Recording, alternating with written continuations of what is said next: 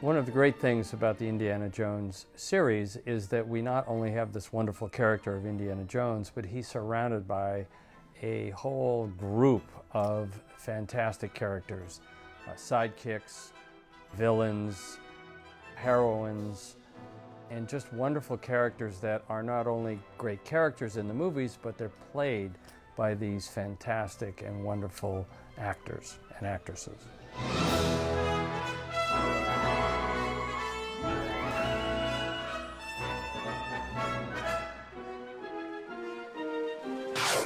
One of the premises with Indy was that he had lots of girlfriends. So when we did the first film, we were very fortunate to have Karen Allen, and she was very spunky and very tough in a very different way from Indiana Jones, but it made a great combination of characters there. Well, you know, Marion was an entrepreneur. You know, she owned a bar, she had drinking contests, you know, she didn't need Indiana Jones to come back into her life. She was doing fine right where she was in Nepal. But any leading lady that greets a leading man with a huge power blow to the jaw is okay in my book. The relationship was central to the movie. That romance, that fun, that antagonism, the back and forth, you know, the obvious love between them that is disguised by their irritation. Where'd you get this? From him? I was trying to escape. No thanks to you. I've never fired a gun before in my life. Karen's feisty, she was a spitfire, and you know, she knew where she was in the world. She had a real center of gravity. And she was a real challenge for Indiana Jones. This is Willie Scott. This is Indiana Jones, a famous archaeologist. I think George's concept that he wasn't a one-woman man, and that he was essentially a charming rogue, and that these relationships were supposed to be relationships of the moment. So you're an authority in that area? Years of field work.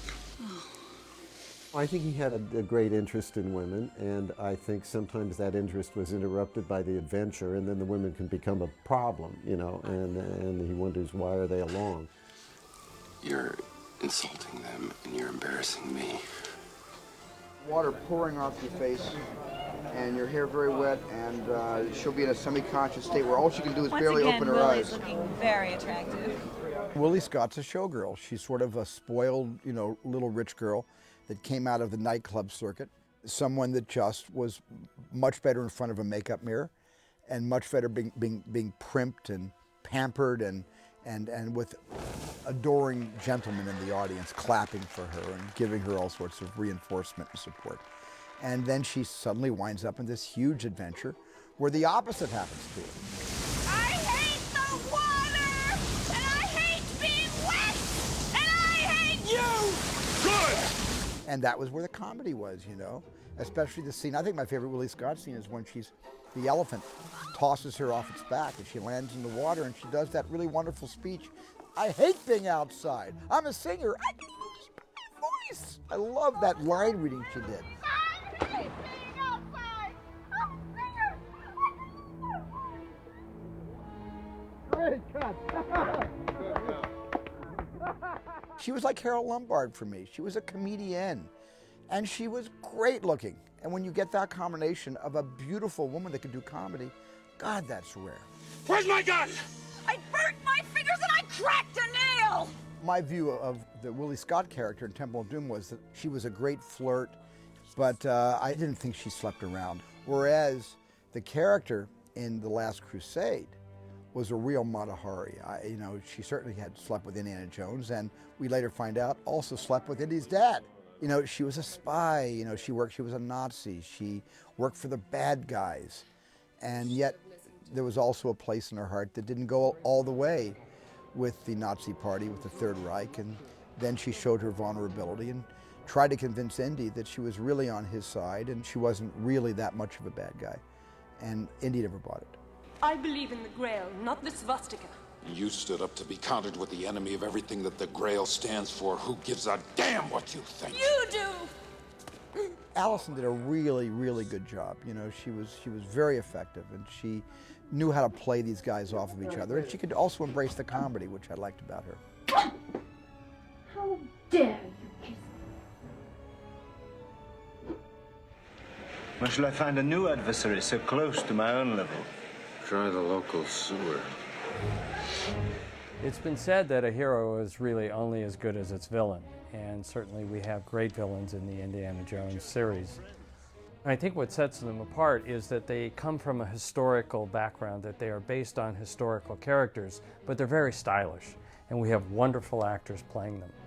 We worked very hard to create great villains, and we usually have a couple of them so that they can play off each other, so it'll group. The movies are pretty much balanced with a champagne villain.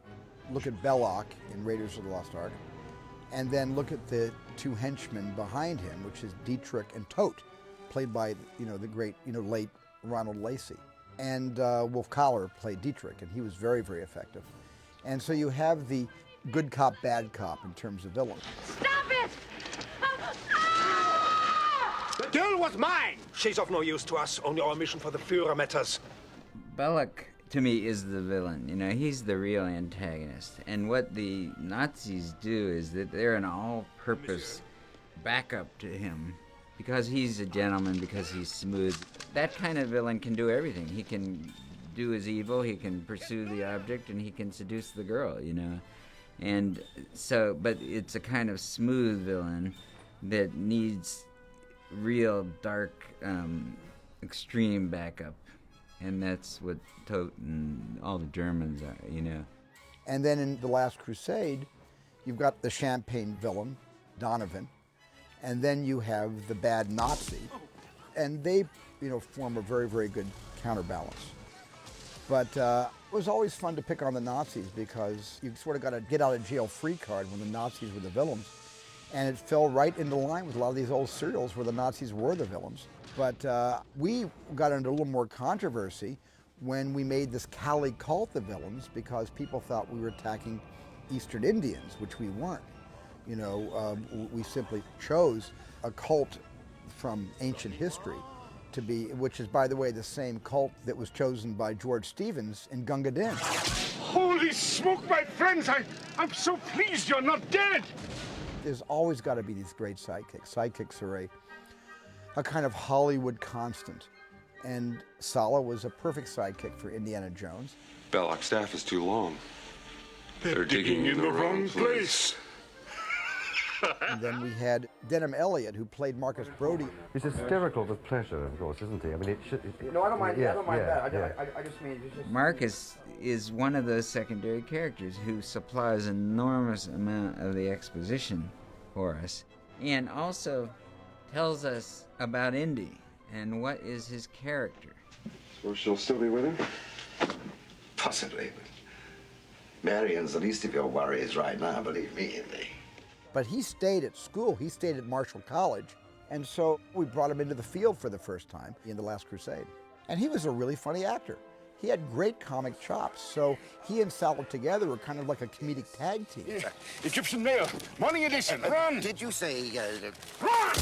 You ready to go? Ready to go, that's it! For the Temple of Doom, rather than having the standard sidekick, it was really a very sort of ingenious idea to do it as this little boy, this insightful, tough little boy. I mean, we had discussed doing it as a little girl, but then we thought, this is kind of inappropriate. So, I mean, the little boy emerged, and I think he's just, a survivor in a very tough world, and it comes across with a lot of humor and generosity. I'm very little. She's very big. This little kid who had never acted before was brilliant. He was the ultimate sidekick. I mean, he gets to say great things back and forth. He gets to annoy him. Very funny. It's like R2-D2. I mean, it's a little thing that fits into the action really brilliantly. Hey, Dr. Jones, no time for love. We got company. I wasn't surprised they were making a fourth Indy because I know how much they all enjoy doing it. I'm looking forward to the Indy 4 to fulfill all those pleasures that the series gives. First of all, there's the great hero that Harrison plays, there's the love interests, there's the sidekicks, there's the action. I think it's going to be a lot of fun.